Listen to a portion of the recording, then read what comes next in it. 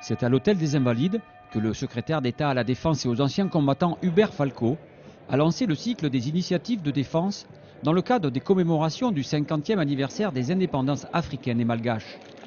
À cette occasion, dans ce haut lieu de mémoire, le ministre a rendu un hommage appuyé aux soldats africains morts pour la France. 50 ans après, le mouvement légitime qui aspire au peuple d'Afrique d'accéder à leur indépendance, nous restons fiers de ces hommes-là et nous mesurons l'importance du devoir qui est le nôtre aujourd'hui. Veiller à la mémoire des tirailleurs comme les fils veillent à la mémoire de leur père. Les nombreux invités et représentants des pays africains présents ont pu découvrir une exposition de panneaux et de photos ayant pour thème la force noire.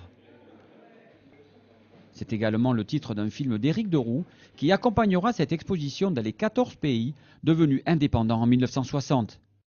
Un portail internet, élaboré en partenariat avec Radio France Internationale, a également été développé pour cette occasion.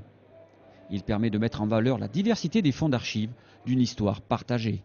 Nous avons une mémoire partagée entre les pays africains et la France et nous avons surtout une reconnaissance éternelle envers ces hommes qui sont venus se battre à nos côtés, qui ont répondu à l'appel du général de Gaulle, qui sont venus se battre lors de la Première Guerre mondiale, tous les faits d'armes qui ont permis à notre pays d'être le pays des droits de l'homme et des libertés.